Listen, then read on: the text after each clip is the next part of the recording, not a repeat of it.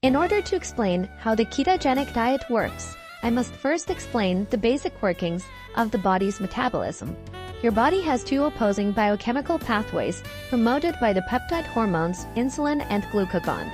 Think of them as the yin and yang of your metabolism, where the goal is to balance your blood glucose levels to maintain availability of energy for your body's cells. Insulin's job is to lower blood sugar levels. It does this by promoting the uptake of glucose into cells. Once glucose is absorbed into cells, it can undergo glycogenesis or lipogenesis. Glycogenesis is the process by which glucose absorbed by cells is converted to the polysaccharide glycogen, and lipogenesis is the process by which glucose is converted to triglycerides, in other words, fat. Glycogenesis occurs in skeletal muscles, lipogenesis occurs in fat cells, and both of these processes occur in the liver. Glucagon's job is the opposite of insulin's. It raises blood sugar levels by promoting glycogenolysis and gluconeogenesis. In glucogenolysis, glucagon binds receptors in the liver. The liver cells then convert glycogen to glucose and release it into the blood. An average person's glycogen stores can last about 12 to 14 hours, or 2 hours of moderate exercise. This is maintained via the ingestion of about 250 to 400 grams of carbs daily. Glycogen stores run out during prolonged exercise, hence the feeling that you hit a wall and can't keep going. It can also be depleted during fasting, low-carb diets, or with untreated type 1 diabetes. Gluconeogenesis is the term for the metabolic pathway in which glucose is generated from non-carb sources like glycerol, which are components of fat, or from glucogenic amino acids. Amino acids are components of proteins. Fasting can cause your cells to start breaking down protein in order to release amino acids into the bloodstream. The glucogenic amino acids can be converted to glucose in the liver. A major source of protein is your muscle mass, which is why people are warned that fasting can result in the wasting away of muscles. There is also another category of amino acids, ketogenic amino acids. These can be converted directly into acetyl-CoA, the precursor of ketone bodies. Unlike fat, glycogen can be mobilized rapidly in skeletal muscle and utilized as a fuel source without the presence of oxygen.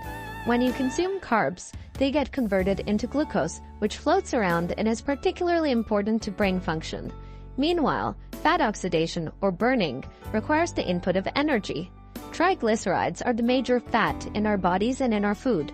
A triglyceride consists of 3 fatty acid groups attached to a glycerol via an ester bond.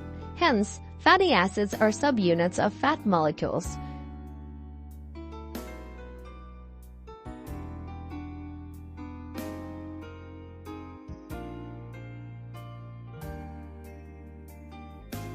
During lipolysis, the ester bond between the fatty acids and the glycerol is cleaved. The fatty acids are removed from the fat cells to float in the bloodstream. This process is triggered by high levels of glucagon, which occurs as a result of low blood sugar. Triglycerides can enter most of the body's cells, exceptions being red blood cells due to their lack of mitochondria and the central nervous system due to the blood-brain barrier. Enzymes then catalyze reactions to convert the fatty acids to acetyl-CoA, which can then enter Krebs cycle. Krebs cycle, also called the citric acid cycle, is a series of biochemical reactions that oxidize acetyl-CoA to release energy. Ketone bodies get produced by the liver when it breaks down fatty acids and deaminates amino acids in the absence of carbs and glycogen. Hence, ketone bodies are present during intense gluconeogenesis. Ketone bodies include acetoacetate, beta-hydroxybutyrate, and acetone, which is a spontaneous breakdown product.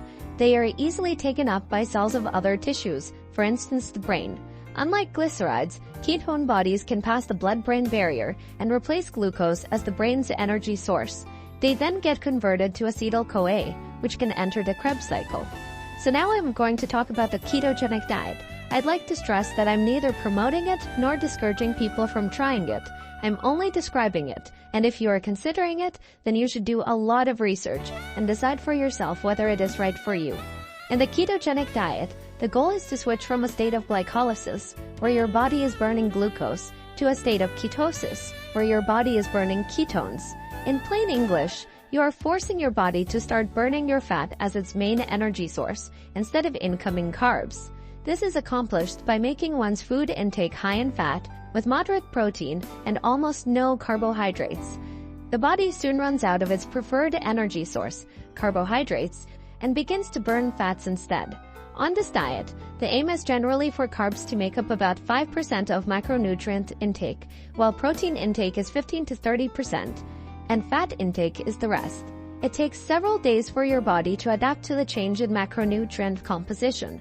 Over the first few days on the keto diet, the body enters a state of ketosis, and insulin levels drop rapidly while ketone bodies increase. Many, though not all, people experience the keto flu phenomenon during this time. This is caused by the rapid loss of water that has been retained in the water along with the carbs from the previous diet. Along with this water, there is a massive loss of electrolytes, including sodium, potassium, and magnesium. Symptoms are thirst, frequent urination, fatigue, muscle cramps, and headaches, nausea, and mental fog. For many people, taking supplements or consuming pickle juice for the lost electrolytes and drinking plenty of water makes their keto flu go away faster. Once the keto flu has been overcome, many people report improved mental clarity, energy levels, and decreased appetite. Some people use the keto diet for its weight loss potential. Weight loss is very rapid in the first few days due to water loss. Afterward, weight loss slows down but stays linear. A study has shown that athletes on the ketogenic diet burn significantly more fat during a workout. Many people go on a ketogenic diet to increase mental clarity. Another side effect of the ketogenic diet is breath smelling fruity or like nail polish, which comes from the ketone bodies. The smell comes from the spontaneous decomposition of one of the ketone bodies, acetoacetic acid, into acetate. Many report that this side effect goes away after being on the diet for a while.